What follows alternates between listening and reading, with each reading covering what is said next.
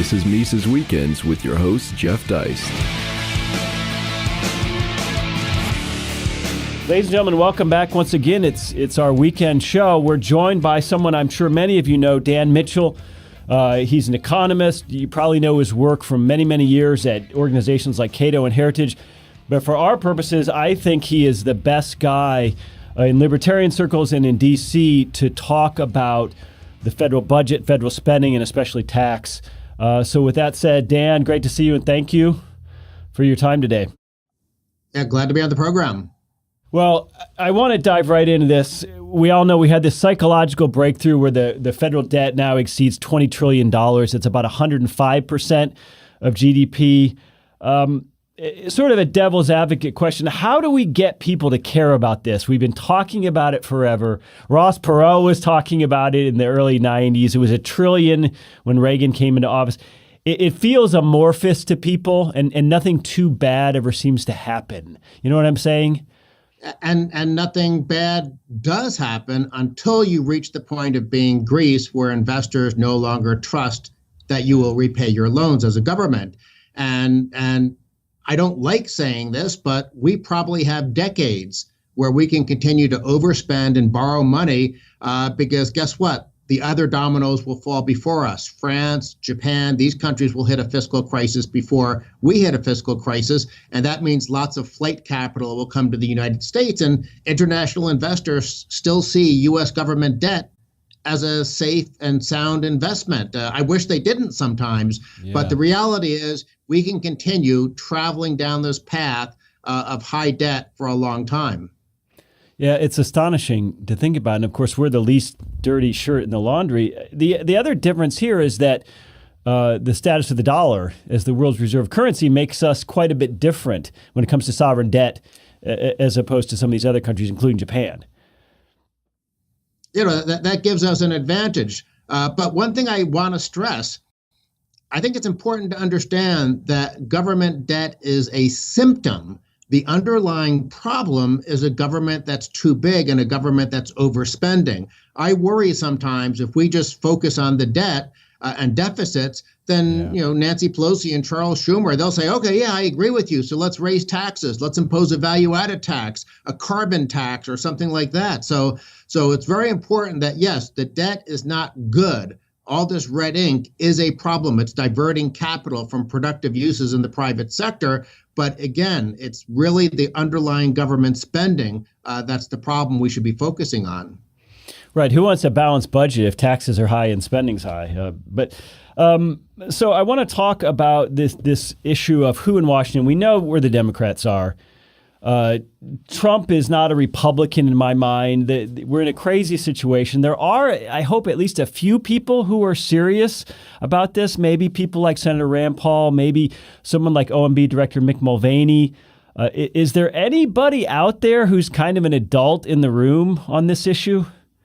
Well, the problem is without strong leadership from the White House, I don't think you can expect Congress to just by itself produce good legislation. And I say that, with frustration because for years, the House of Representatives would pass these so-called Ryan budgets that had genuine reform of Medicaid and Medicare, good caps on discretionary spending. They really were. I mean, maybe by our libertarian standards, they weren't that great, but by Washington standards, they were really good budget plans. And then when the Senate went into Republican hands in 2014, they even passed budget resolutions that were pretty good. So the underlying theory was, just get a Republican in the White House and we can actually solve or at least address a very big chunk of our long-run fiscal problem. But Trump is a bit of a populist. He doesn't really seem to have any strong intention of dealing with entitlements. And then, of course, we saw just in January this budget deal where on the discretionary spending, they gave more money to defense and domestic discretionary programs. So I'm afraid right now that I don't know whether the floodgates are open, but there's definitely lots of water. I don't know, going over the dam, going under the bridge, but there's more spending and we're heading in the wrong direction. Yeah, there's no question. Trump is not a limited government guy, and his infrastructure themes, I think, are crazy. I want to talk briefly about the role of the Fed in this. A lot of people don't understand how significant U.S. debt service is as a portion of the budget. It's actually the fourth largest item. It's only about $300 billion these days, but with historically normal interest rates, let's say 5 to 10%, it wouldn't take much to make servicing the debt the single biggest item for Congress every year. I don't think the American public gets that. If interest rates normalize, as is the popular phrase nowadays, and even if they go up higher, because let's say the inflation genie breaks out of the bottle, and then we wind up going back to not even the 1970s, but just to an environment where inflation is 4 or 5%, so interest rates are maybe 6 or 7%, then all of a sudden the interest on the debt costs in the federal budget at least will double, and they could even triple. And this is one of these things, and here's the frustration with Washington. Politicians, their time horizon tends to be the next election. Worrying about things like rising interest payments on the national debt, worrying about the long-run danger and entitlement programs, those are things that those of us who think 10 years and 20 years down the road worry about. And getting politicians to do that is not that easy. What concerns me is I think this puts the Fed in an inherently political posture. Who wants, what Congress, what president wants to have the Fed raising interest rates and killing their budget? There's a political element to all of this that we don't think about. Well, I guess I'll start with the good news. We're not Zimbabwe. We're not Argentina. The central bank isn't printing money to finance government. We have lots of investors internationally who are willing to buy U.S. government debt.